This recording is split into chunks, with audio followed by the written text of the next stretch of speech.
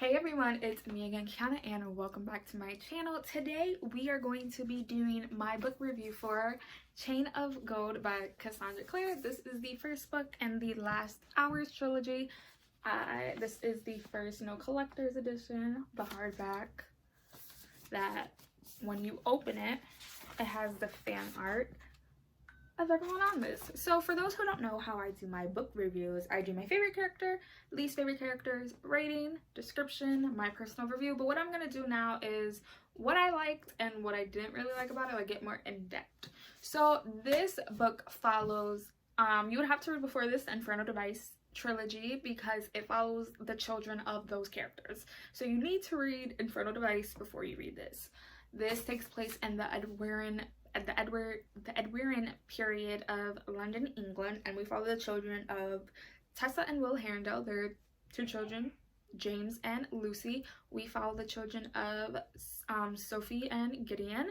We follow the children of Henry and Charlotte, Cecilia and Gabriel. Like, we follow all of them, and I absolutely loved it. We get Magnus Bane in here again. We get Ragnar Fell in here again. We meet Hexia. We just meet a lot of stuff. So I'm gonna read the plot for you guys. An inheritance is shadow, a love in chains, an unquenchable foe. Cordelia Carstens is a shadow hunter, a warrior trained since childhood to battle demons. When her father is accused of a terrible crime, she and her brother travel to London in hopes of preventing the family's ruin. Cordelia's mother is determined to be a hero rather than a bride. Soon, Cordelia encounters childhood friends James and Lucy Herondale and is drawn into their world of glittering ballrooms, secret assassinations, and supernatural salons, where vampires and warlocks mingle with mermaids and magicians. All the while, she must hide her secret love for James, who is sworn to marry someone else. But Cordelia's new life is blown apart when a shocking series of demon attacks devastate London. These monsters are nothing like those the shadow hunters have ever fought before. These shadow hunters walk in daylight, strike down the unwary with an incurable poison, and seems impossible to kill. London is immediately quarantined. Trapped in the city, Cordelia's friend discovered that a dark legacy has gifted them with incredible powers, and now forces a brutal choice that will reveal the cruel price of being a hero. So I'm gonna put this on the shelf. Just like that. So I, of course, gave this a 5 out of 5 stars. I absolutely love all of Cassandra Clare's books. Like, this was amazing. I will try to link my reading blog for when I read it, because I read it as soon as it got in the mail, because I pre-ordered it because I freaking loved it. So my favorite characters were Cordelia Carstens, who is one of the main characters that we follow. She is the cousin to Jem, and Anna Lightwood, who is the daughter of one of the Lightwoods. I can't remember.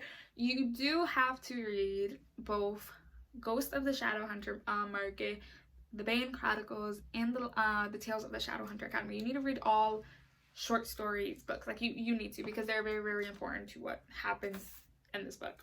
So my least favorite characters would go to Grace Blackthorne and Sonia Carson. I'm going to explain why my least favorite characters first. Grace Blackthorne is the adoptive daughter of Tatiana Blackthorne. We are introduced to her in the Inferno Device series, and I just don't like her for the simple fact that she toyed too much with James Herondale's heart, and we don't know what the hell she is. She is able to make boys do stuff against their will, and I want to know what she is, because she's more than a shadow hunter. And then I didn't really enjoy Sonia Carson, who is the mother to Cordelia, for the fact that, even in that time period, girls are forced to marry for, like, to make sure that the family isn't ruined. But, like, she sees her daughter wants to train, and she tries very hard to, like, instill the mother's, like, ways into her, and that annoyed me. So I loved Cordelia because no matter what, she is there for her friends. She is amazing. She is badass, and she will do anything. Like, in the end, when James is about to be put on trial for burning down the Blackthorn Manor, Cordelia quickly, even though she lies, she steps up to protect him. And I absolutely love Anna Lightwood because, first of all, she's badass. She goes against everything. She's a woman in this time period, dressing up as a man, breaking women's heart, and just kicking ass and taking names. I love Anna Lightwood. So let's talk about what I love the most. I love the Mary Thieves, which is James Herondale, Matthew Fairchild, Thomas Lightwood and Christopher Lightwood. Thomas and Christopher are cousins, by the way. They all grew up with each other. They all know about James' power too, because of his mother being half downworlder, to be able to go into the shadow realm, aka the demon realm. And they love and support him. And just like the jokes that they made, like the fact that they have their own little room in a bar to just goof off with each other is just amazing. I love Lucy's writing being shown. You know, it is quickly stated Lucy loves to write. And in a lot of books, they don't like say anything about it. Just like, oh, look, she's upstairs writing. Like, no. We get Lucy's point of view when she's writing. We get little parts of it, which was just freaking amazing. And I really did enjoy that. The sexuality rep. In this time period, there is still gays, lesbians, transgenders. There's all of that. But people don't write about it because they don't like to acknowledge it. Anna Lightwood's gay. Charles Fairchild is gay. Like, it's allowed to be said, people. And I loved it. There were so many people saying, like, there's too many gay people in this series. I don't think there's enough. I don't. I love the rep, because we need more representation in these books. I loved Magnus Bane coming in, because Matthew Fairchild literally worships the ground. Magnus Bane walks down and he says it.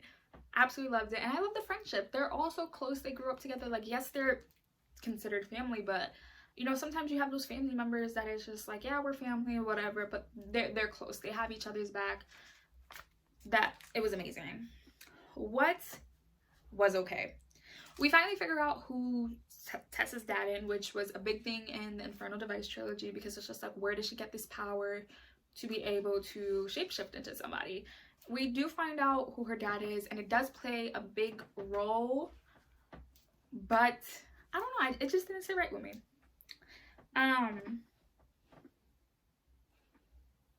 I didn't like how the families would always try to hide stuff, like hiding the drunks, the Carstairs.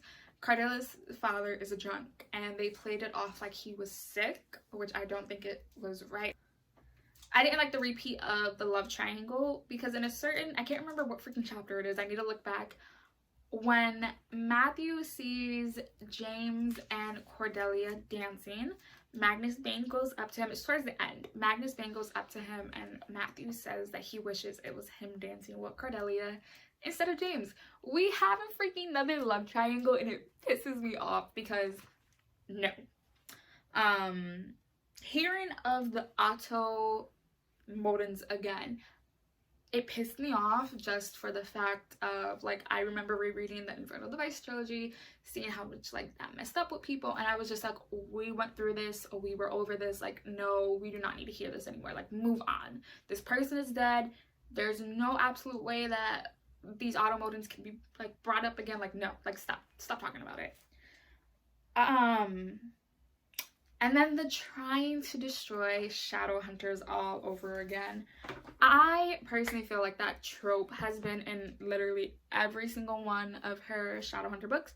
The Mortal Instruments with Clary's father, and then her brother, and the Dark Artifice, and the Infernal Device. Like, we did not need it in this book, but this book was absolutely my favorite. I need to find the vlog because I have so many emotions, and it was amazing. I really did enjoy this. I love how we get their children, but we do also get the parents as well, who created the series, who made it, and it was good. My hopes for the next book, which we aren't getting for like a year, I think, my hope is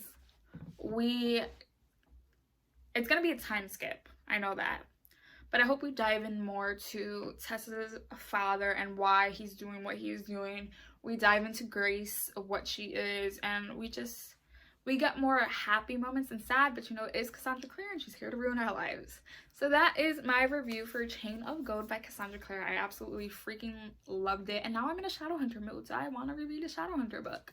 I'll be leaving here 2 videos. Honestly, feel you guys should go check out. I try my hardest to post 3 times a week, so far I'm killing it, and I'll see you guys very, very soon with another video. Bye, guys.